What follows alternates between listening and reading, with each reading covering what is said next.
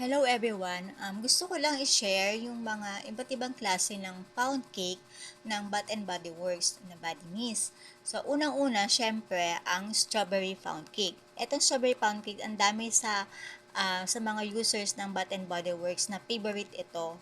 Nung una, hindi ko talaga ito nagustuhan. As in, it's been like ilang try muna bago ko siya talaga. Ngayon, hindi ko pa rin siya ganong gusto, pero I'm trying my best na um, i- i-try siya uli para magustuhan. Eto, strawberry pound cake. Sa first sniff, hindi yung amoy niya parang amoy panis na yogurt, but pero yung dry down niya, super bango niya. Ito ay may fresh strawberries, golden shortcake, and whipped cream. So pag nag-dry down na siya, doon mo na maaamoy yung strawberry pound cake na literal na whipped cream. So ayan. And then the second is yung sweet petal pound cake. Etong sweet petal pound cake, amoy siya. At yung notes niya nakalagay dito, candied rose, raspberry swirl, and frosted bonnet cake. But hindi siya amoy na literal na gourmand or sabi na amoy pagkain. No, it's not. Um, Amoy floral siya pero matamis siya. So, siya, parang may pagkamatamis. Hindi siya yung amoy floral na floral. And then, next naman is itong iced lemon pound cake. Eto, sa first sniff pa lang, super nagustuhan ko na siya. Look at that. The dent. Tingnan mo naman yung dent niya. Kaya, ano, ito, ang fragrance notes niya is sugary glaze, icing, pure lemon zest, and fluffy pound cake. Ito, sa first spray pa lang, maamoy mo na siya talaga na amoy iced lemon pound cake. Super, super, super, super sarap. And ito yung ngayon, ito yung isa sa mga, one of my favorite. That's why, look at that. Dahil siya ay favorite ko, mayroon akong backup. Yeah. Ayan, dalawa na sila. Look at that. Ayan, kasi baka maya na naman siya ni Bath and Body Works. I-discontinue. So, ayan, kumuha na ako ng And speaking of that, eto, lagi ko siyang pinifair sa, kung meron kayo nito, sorry.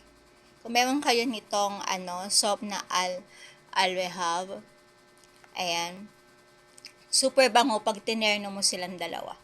Ayan. Ayan yung madalas ko na pinagpa-partner. Si Ice Lemon Pound Cake tsaka si Alrehab. Or, kung gusto mo naman maging amoy chocolate cake na Ice Lemon Pound Cake na chocolate cake, pwede mo din siyang iterno dito kay Chocomas.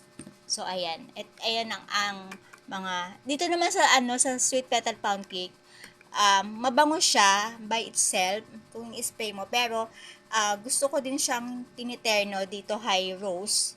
Kasi itong si Rose, masyado siyang floral, pero perfumiscent siya. Ang, din siya, long lasting. Pero, pag gusto mo namang dagdagan siya ng, para maging sweet sila, pinagpa-partner ko silang dalawa.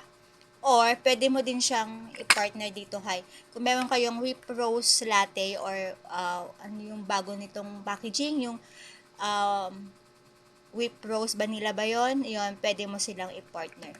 Kay strawberry pound cake naman, ang pina-partner ko dito ay eto, kasi nga hindi ko siya masyadong gusto, si strawberry pound cake, hindi ko siya masyadong gusto.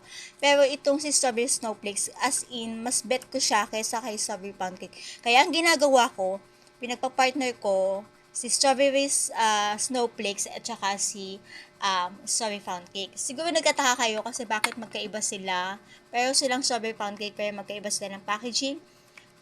Etong isang packaging na to, ito yung mas creamy scent. Mas creamy scent siya. Pero para for me, parang mas gusto ko tong packaging na to. Ito. Ayan. So, ayan lang po kung yung mga hindi pa nakakaalam na ang alam lang nila strawberry pound cake. Meron na, ngayon, alam nyo na meron na ding sweet petal pound cake and ice lemon pound cake. So, try nyo siya kung merong available na siya ngayon dito sa mga legit na seller sa Shopee na pwede niyo siya doon mabili. So, ayan, ang ating mga what you call this? Found cake na series ng Bath and Body Works. Bye-bye!